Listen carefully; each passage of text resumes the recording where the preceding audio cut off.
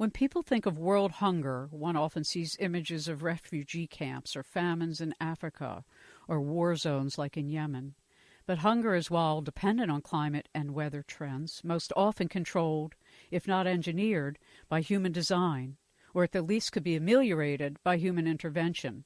Food is often weaponized in military warfare and economic and political strategies, Venezuela being a good recent example of what political food wars look like in a completely urban citizenry area. Today in America, 25% of our children don't know where their next meal is coming from. Hunger has many faces. Joining us this hour is a gentleman who has spent his lifetime trying to solve issues of world hunger, the ever-increasing likelihood of a man-made global famine, and why all of this can be intelligently avoided and hunger eradicated on Earth. Our guest is Dr. Eric Holt-Giménez, Executive Director of Food First, Institute for Food and Development Policy, based in Oakland, California. He is the author of a recently released book, Can We Feed the World Without Destroying It?, which I learned about from our favorite magazine, Acres USA. Thank you so much for joining us, Eric. Well, thank you very much for having me. Well, it's a pleasure. And I thought your interview with Acres USA was just so inspiring. You said in that interview, quote, how we produce and consume determines how our society is organized, unquote, and that, quote, our present food system actually causes chronic hunger and environmental destruction by overproducing food, unquote. That is not a statement you will often hear in any place. No, it isn't. And I admit I packed a lot into that sentence. The first thing is I think we've lost touch with the fact of how central our food system is to our society and to our planet. And in the United States, it's very easy to lose touch with our food because we have more people in prison than we have on the land. Less than 2% of the population farms. So we're quite disconnected. And even though there's this rousing food movement going on, people don't really understand what it's like to farm. Very few. And certainly don't understand the pressures of farming over the last 2 centuries. And I think we've also been conditioned. So we've lost touch there because we've sort of been conditioned by our largely urban existence. And we've also been conditioned over the last 100 years or so to think that hunger and malnutrition is the result of scarcity. Right, exactly. That's what's always promoted. Yeah, no, that's the mantra which we hear over and over again. And as you read in my quote there, in fact, modern day hunger is largely not the result of the lack of food, but it's the result of too much food. It's the result of overproduction. And overproduction is a characteristic of our farming system. And it's been around with us pretty much since the founding of this country. And it characterizes our food system. It's the reason we waste 40% of our food. It's the reason we have confined animal feedlot operations where animals live, we have grain-fed livestock because we overproduce grain. It's the reason why so many people are going hungry around the world. Now, there's a larger explanation of why that's true, and I'm happy to get into that. Yeah, I would appreciate it because, the perspective, I remember Frances Moore LePay's original book, Diet for a Small Planet, and she was the founder of the organization you're the executive director of. Is that right? Am I correct in remembering that? That's correct. I stand on very tall shoulders. Yeah, exactly. And so, here we're 4 decades into this awareness and understanding, and it's gotten even more difficult to challenge. But yes, give us this big satellite view, and then we'll come down to the smaller, localized reality in each of the countries. I mean, when I read in your interview that China, as an example, grows all its soy in South America because they don't want to use their water resources, it's better for them to have it grown somewhere else. Exactly. So what do we hear? And this is very cyclical. I remember I heard this growing up. You probably heard it as well. There's starving children and, name the continent, Asia, Africa, Latin America, each clean up your plate, Right, eat all the of food on your course.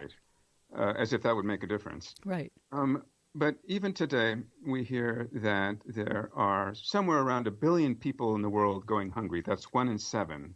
Now, there's a lot of people dispute that number a lot, but it's safe to say it's between 1 and 2.5 billion people are going hungry or are malnourished around the world.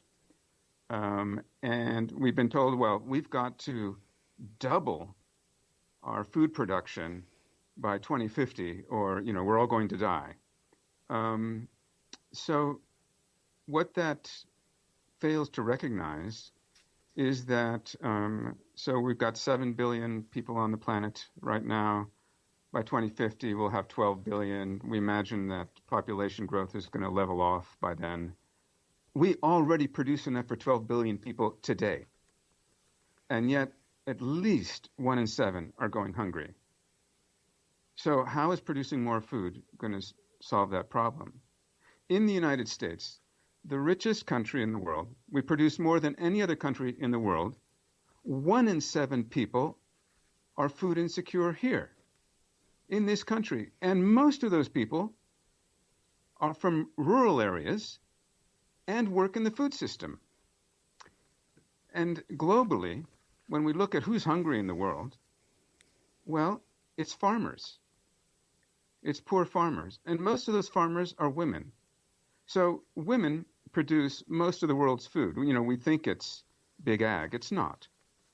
Women produce most of the world's food. And these women are very poor and have very small parcels of land. But they're the ones feeding up to 70% of the world. They're also 70% of the world's hungry. Women and girls make up 70% of the world's hungry. So women and girls feed the world and then go hungry. So how does this happen? And how does this happen when we have tremendous overproduction in this country and certainly in Europe and many parts of the world, in Latin America? We're overproducing, which is why prices are so low to farmers. That's why prices are low. If we weren't overproducing, prices would be high. Well, what happens is that when farmers get low prices, particularly farmers in the global north, in capitalist countries like ours, if there's no controls on the market, if there's no controls over production, if there's no supply management, which is the situation today, then farmers who have to go into debt in order to produce in the first place, tremendous upfront costs, well, if the price is low, they've still got to pay back that debt. Right. So what do? They produce more. They try to farm their way out of debt. And, you do that for 2-3 years, and then you're facing bankruptcy. Which is what happened to the farm system in this country because it got so the more you produce, top-heavy. The more you produce, the lower the price on the market is going to be. So all this surplus production gets sent overseas through our aid programs, our food aid programs, PL 480. That surplus food is then introduced into these countries, and it is sold at prices which are below the cost of production for farmers in those countries. Exactly. So our overproduction ends up driving those farmers out of business. Or to suicide. They go hungry. Yeah, and I'm sorry to have interrupted, but the thought to think of all these farmers in India and elsewhere committing suicide because we're shipping our grain, which replaces their ability to exist in their own community, or they're expected to export their food when their own local community doesn't have enough. That's absolutely right. So, India was always sort of touted back in the 1970s as, the starving people of India, they have these famines, and we've got to send them our grains. And then we've got to send them our technology so they can feed themselves using our technology. And so the condition on India for accepting food aid was they had to accept our technologies. They had to buy our seeds, our fertilizers. They had to take out credit to buy tractors and all this stuff. Well, the thing was, when these famines were going on in India, India was exporting grain. Mm-hmm. It was not a problem of scarcity.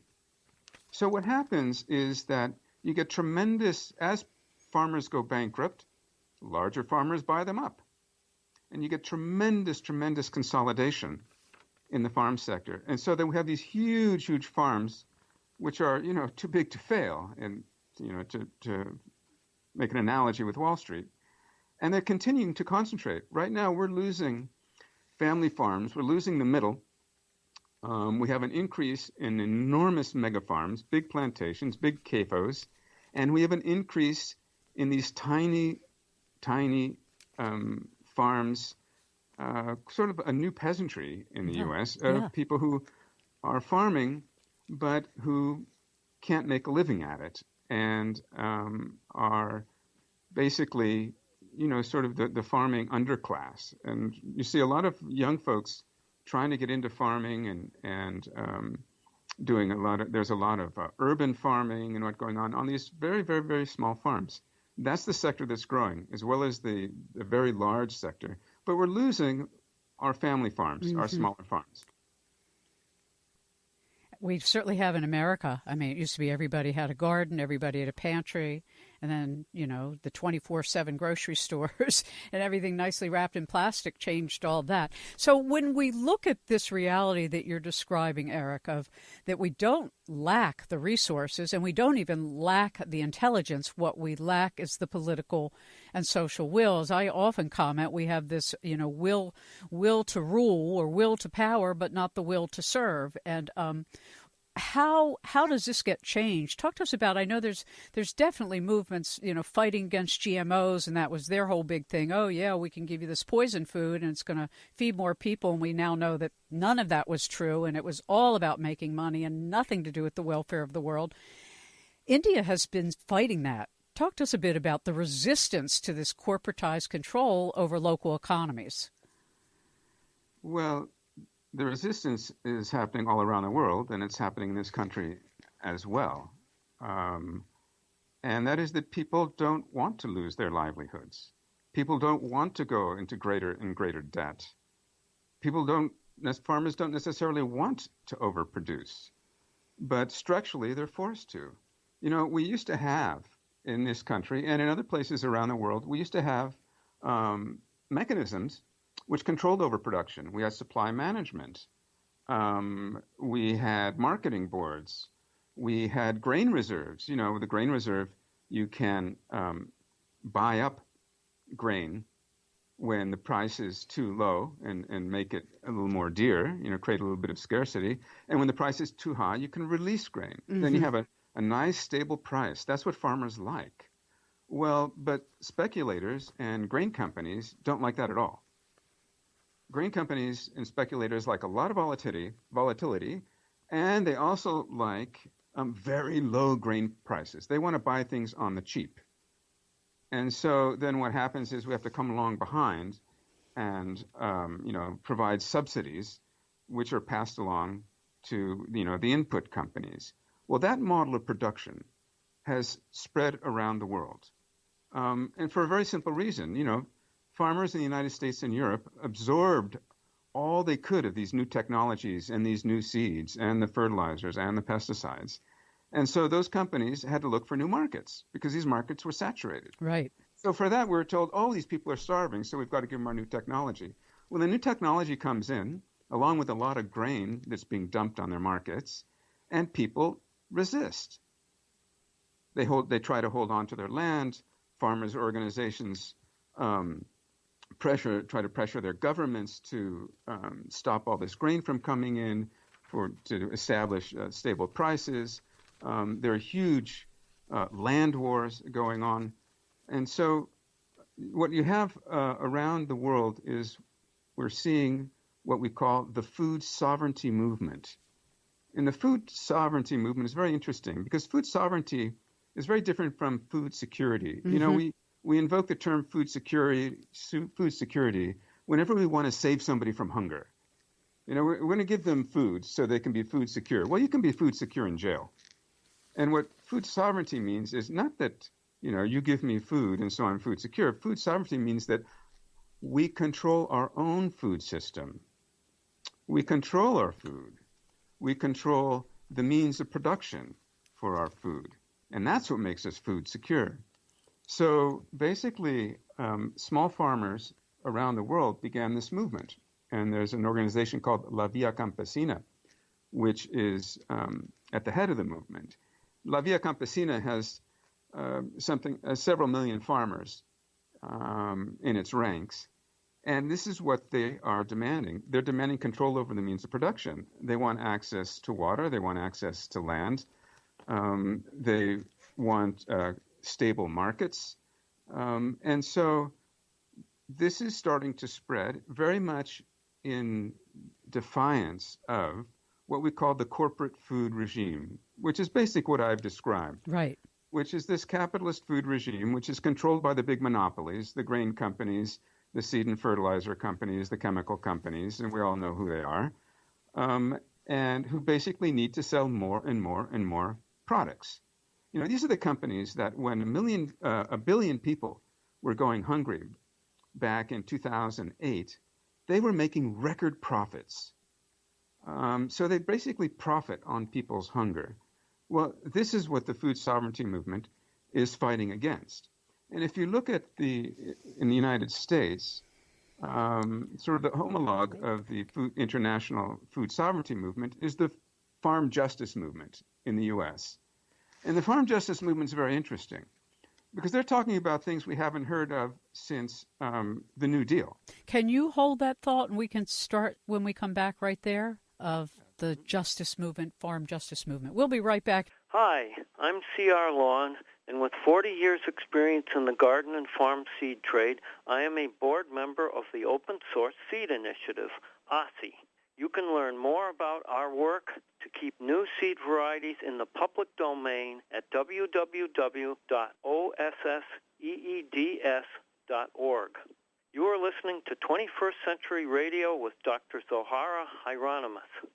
Our guest, if you're just joining us, is Dr. Eric Holt-Giménez, and he is, I've learned of him through an Acres USA magazine article entitled The Agrarian Transition, acresusa.org. And Eric is the executive director of Food First, the Institute for Food and Development Policy, as well as the author of Can We Feed the World Without Destroying It?, a Global Futures 2019 release. So before the break, Eric, you had shared with us this issue of food sovereignty and this movement worldwide to appreciate that if people in their own countries and in their own regions can't control how they grow their food and have resource to water, etc., we end up with this global plantation system that is so destructive as we see today. And then you started to mention something called farm justice. Right. So farm justice is sort of the U.S. expression of the food sovereignty movement. Okay. And let's just recap quickly. Please. Because if we're talking about, feeding the world, let's remember that we already produce 1.5 times more than enough food to feed every man, woman, and child on the planet. People don't go hungry because there's not enough food. People go hungry because they can't afford the food which is being produced. And the hungriest people in the world are farmers and are people who work in the food system. In the U.S., that means farm workers, small farmers, people working in processing plants, and people working in restaurants have the highest levels of food insecurity. And the fancier the restaurant, the higher the level of food insecurity.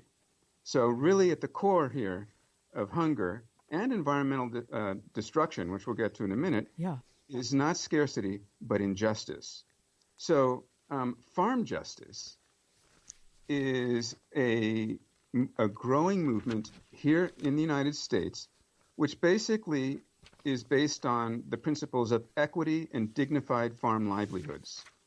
The principle of parity in supply management is central to this. That means that farmers should be able to make a decent living. They shouldn't be perpetually in debt. They shouldn't be going bankrupt. They certainly shouldn't be going hungry. I was talking about farm justice. Yes. And the principles of farm justice. And one is parity. Parity is a principle that harkens back to the turn of the last century, when we had the golden age of farming in the early 1900s. And that basically means that you can make a decent living at farming, that you get a price for your product which is commensurate with the costs of production. Right. And a little bit more, so you make a decent living. That's all.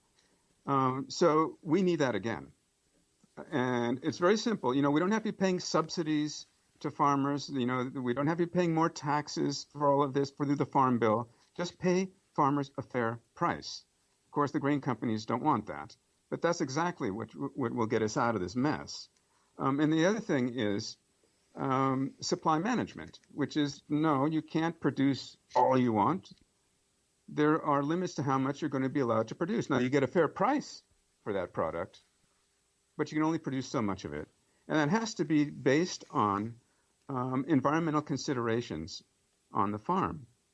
So to do that, we have to internalize the externalities. Right now, for example, no one's paying for the CAFOs, the confined animal feedlot operations, are not paying for the destruction of the Chesapeake.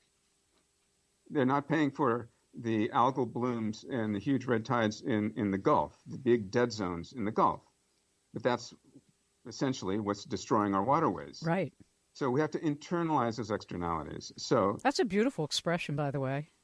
Yeah, you basically, if you destroy things, then you have to pay, and you get taxed. Right. And this happens all over the world.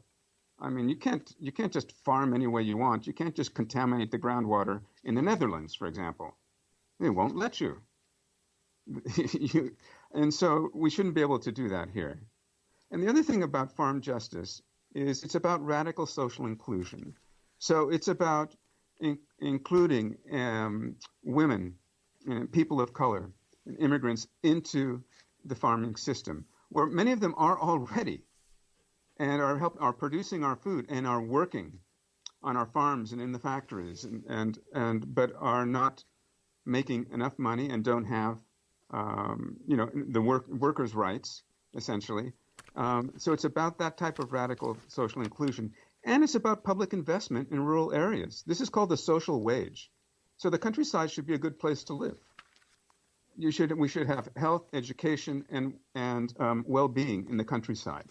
And that means that we have to invest in the countryside. That means society has to recognize sustainable agriculture as a social good. And this is especially important now because agriculture and the food system produce up to 40% of our greenhouse gases. Mm-hmm. So if we're really serious about ending global warming, then we're going to have to start with agriculture. Which makes the most sense because it has the broadest stroke. Absolutely. And you think about the last time we went through a similar crisis like this was the Great Depression. And Franklin Delano Roosevelt started with agriculture.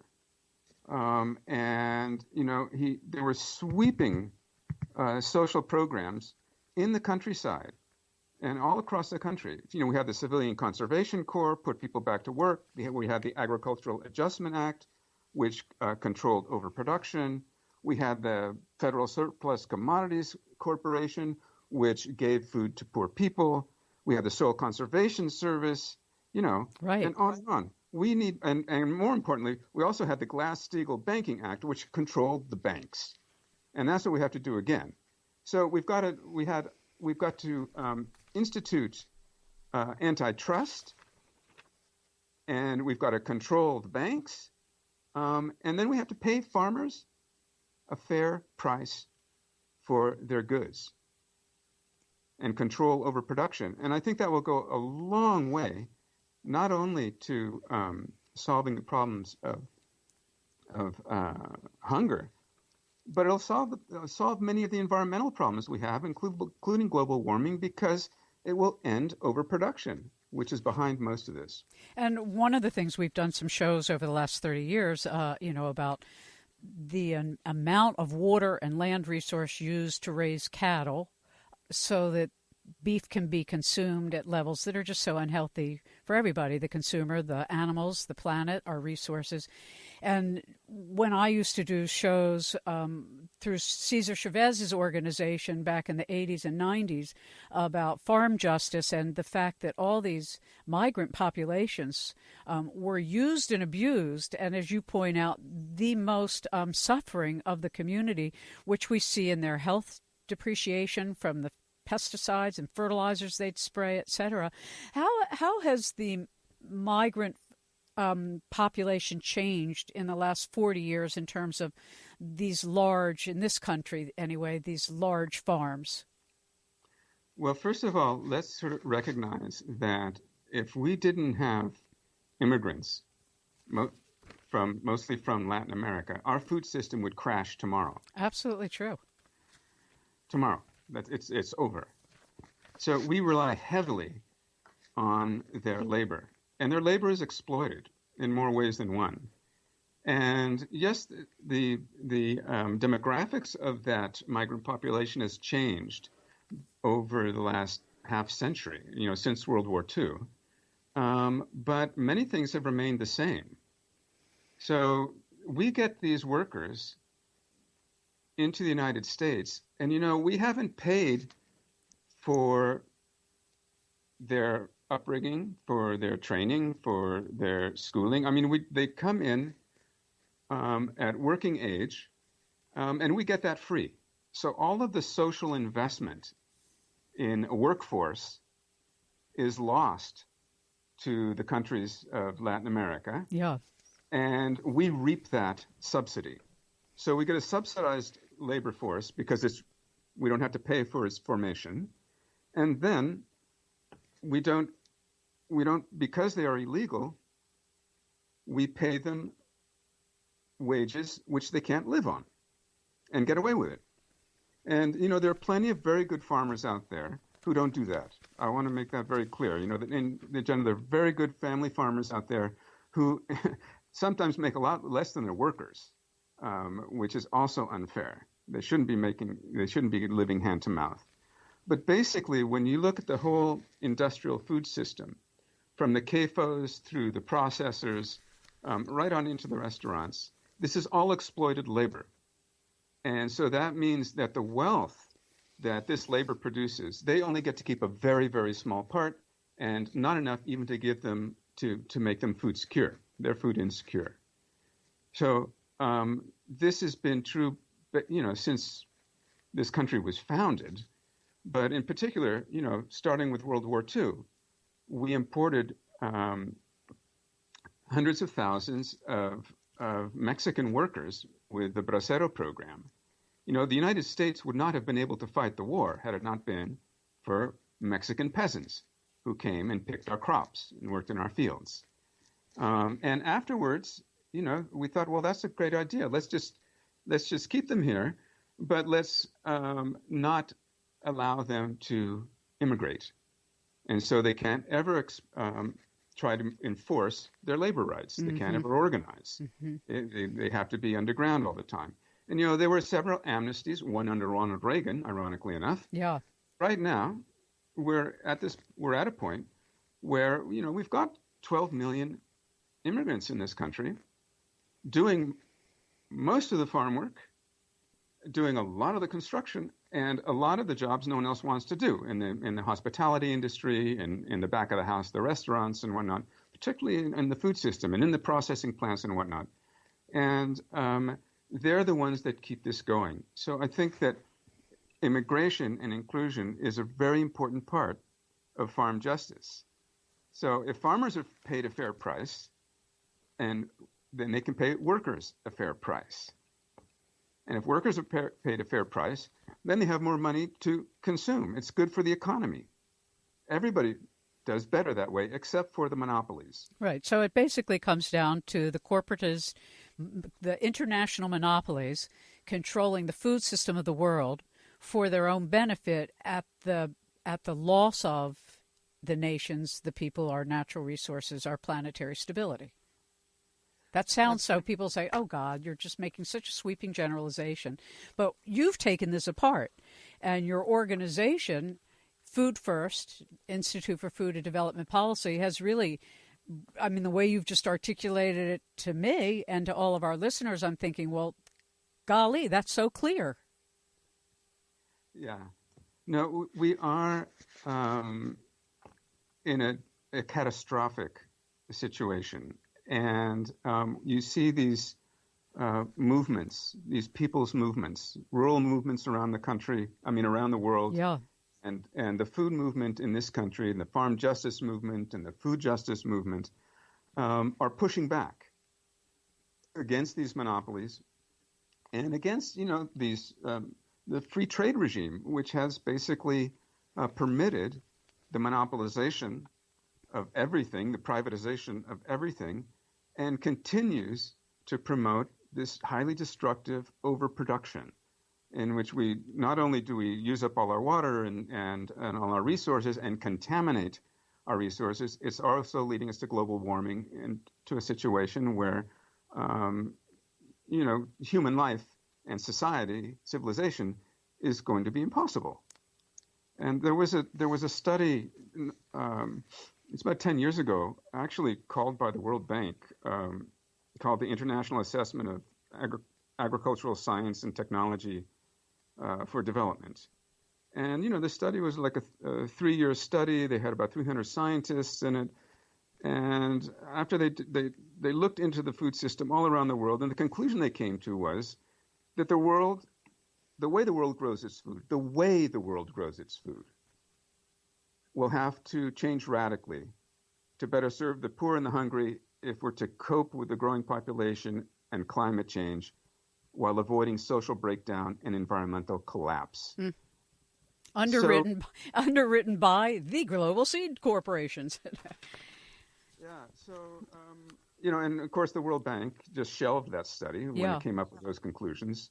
A lot of people look at these, particularly in the U.S., we have this very vibrant, food movement. We've got, a lot of urban agriculture, and we've got community-supported agriculture, CSAs, organic agriculture is growing. We have farm-to-school programs. It's really pretty exciting. It is. People pushing back against all of this. And people say, well, we're trying to fix a broken food system. And while I appreciate the sentiment and I understand where it comes from, I don't think the food system is broken at all. The food system isn't broken. It's working precisely as a capitalist food system is supposed to work. It overproduces. It concentrates wealth and power in the hands of a few monopolies, and it offloads all the externalities onto everybody else.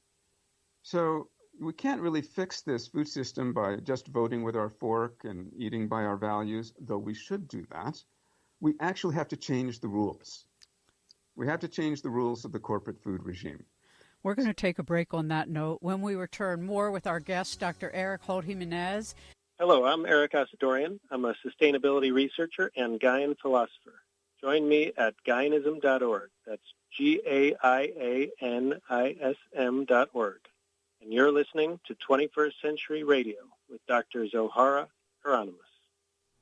Can we feed the world without destroying it? A 2019 release by Global Futures. So you make clear, I think, in a beautifully concise way, and you've put it in this quote, how we produce and consume determines how our society is organized, but how we organize socially and politically can also determine how we produce and consume.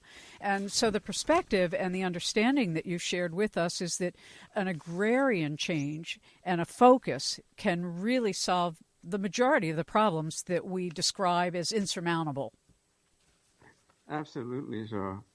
I think that the first thing to realize is that we have a capitalist food system. So it's going to act the way capitalism acts. It's not a socialist food system or an anarchist food system. It's a capitalist food system. And we know some things about capitalism. And especially if we go back to the 1920s, we can see just how our food and farming system and the capitalist system interacted in a way which first almost brought this country down, and then with the New Deal, reconstructed it. So we've had now 40 years of what we call liberalization And by that, I mean liberalization of the market. We've had these free market policies, and we've taken all restrictions off the financial sector, the banking sector, the monopolies. They can get as big as they want and can consolidate it as they want, right? This is a period of liberalization. This is just like the Roaring '20s. This is what happened back in the Roaring '20s. Tremendous amounts of wealth are concentrated. And then you get a big crash, like the stock market crash of 1929, which sent us into a depression. And so then one has to introduce reforms, and Roosevelt did. And that's where we got the New Deal. Well, we're in the same situation today, in which we've had stock market crashes. Certainly, the privatization of everything has led us to, more hunger, more destruction, global warming, and these huge monopolies that are controlling our society. What we need are reforms. So we really need to move into a reformist period. And you see initiatives like the Green New Deal coming out. Those are pushing for reforms, and they're quite mild considering the reforms of the 1930s. Yeah. What's stopping it? Why aren't we coming into a reformist period? We're still in this neoliberal period, and we still don't implement our antitrust laws, for example. We still don't control overproduction. What's happening? And the difference is that we need what is called a counter movement. So back in the 30s, you had a counter movement against liberalization. You had people took to the streets. People organized in unions. The farmers' unions were extremely powerful back then. And parity was on the political agenda. Candidates had to talk about it. And Henry Wallace, of course, is probably the most famous champion of parity. And he was vice president. And so basically what we need is a strong, integrated, widespread social movement to force reforms onto the reformists. Even FDR, Franklin Delano Roosevelt, used to say that. He'd say, that sounds like a great idea, Now go out there and make me do it. Well, that's what we have to do. Mm-hmm. And so the problem for farmers is that, back then, they were a third of the population. Right. Less than 2%. They have no political power. And so that means the farmers have to build alliances. And that's what's very exciting about the food movement, is that it is so multifaceted. Mm-hmm. And it's led largely by people of color, those who are most negatively affected by the food system are the ones standing up to build a different food system. So what we really need are all these folks who are coming out with all these great practical solutions to food insecurity and environmental destruction, to come together and not only keep doing the right thing, keep doing the organic farming, keep doing the urban gardening, keep doing the CSAs, the farm, all that stuff is great, but we have to change the rules. Yeah. And so to change the rules, you need powerful social movements that can create political will to change those rules. So I think it's a very exciting time now in the food movement, because we're beginning to see these sorts of alliances in order to change the rules by calling for parity, by calling for antitrust. Those are changing the rules. And so we've got to get the practices right, and we've got to get the rules right if we really want to introduce the reforms that we need. So I think that we see very exciting and important moves in this direction, but it really is just the beginning. And are there parts of the world you can point to and say, I always end up finding myself in the Scandinavian countries when I ask this question, in any area of change. Is there a part of the world who is doing this well, and we can say, look, it works? Well, there are parts of the world that do parts of it well. Okay. And the Scandinavian countries are a good example. Norway, for example, the Farmers Union has a monopoly on the milk industry. So, in Norway, you can have 15, 20 cows, and you make a good living. Right. Because you have a guaranteed price. Right. And there's a very high social wage because all medical is free. All education is free. I mean, so you don't have to pay all these things. So, that's an example. And I'll give you another example. A big problem is that land is commodified. And so it's going to the highest bidder now. And Right. we have these huge land grabs. And that people are speculating with land. And because markets are financialized around the world, your mortgage is being bought and sold thousands of times a second all around the world. Well, the time horizon for an investor is seconds, and the time horizon for a farmer has to be generations. Mm-hmm. So we have to decommodify land. Well, where has that happened? Well, I'll tell you, Cuba. In Cuba, you can't just buy and sell land. In fact, Cuba, land is free and available to anybody who wants to farm. You get 20 hectares, and you farm that well, you want another 20, you get another 20. Well, the biggest barrier to new farmers in this country is they can't afford the land. Right. So we need land reform in this country. And not just land reform, we need agrarian reform. Because we have to change the conditions in the countryside, not just access to land. So, and there are many ways that this could happen through, land trusts, which are subsidized by the government. And I mean, there's all kinds of formulas that can be used. Whereas I argued 20 years ago, there really should be green investment banks. I'd put my money into a green bank that only loaned money to things that were really discernibly good for the earth. I would definitely do that. Absolutely. I've never been able to find a banker who sees the wisdom of it. Maybe I was, again, too far ahead of the curve. Maybe somebody now sees the wisdom of it. Well, we absolutely do need regional banks and local banks.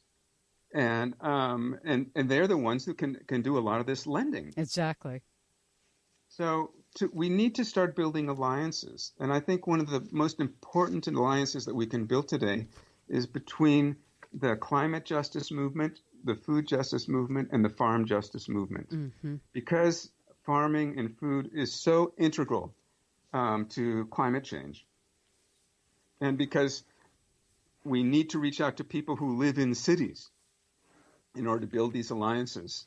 There are plenty of people who care deeply about the climate and with whom we need to build alliances. So I think this is the areas where if you're interested in fair food, if you're interested in good food, if you're interested in healthy food for everybody, that means we need to build alliances with folks in the climate justice system, in the climate justice movement, in order to be able to change the rules for our food and farming system. Yeah. No, you have such a beautiful way of articulating something that is extremely complicated for most people to understand because our education is so perverted about it. And you do such an exquisite job, really, I think, of making it clear to anybody that this is doable and we're not suffering from lack of food. We're suffering from an arrangement that is equitable and sustainable.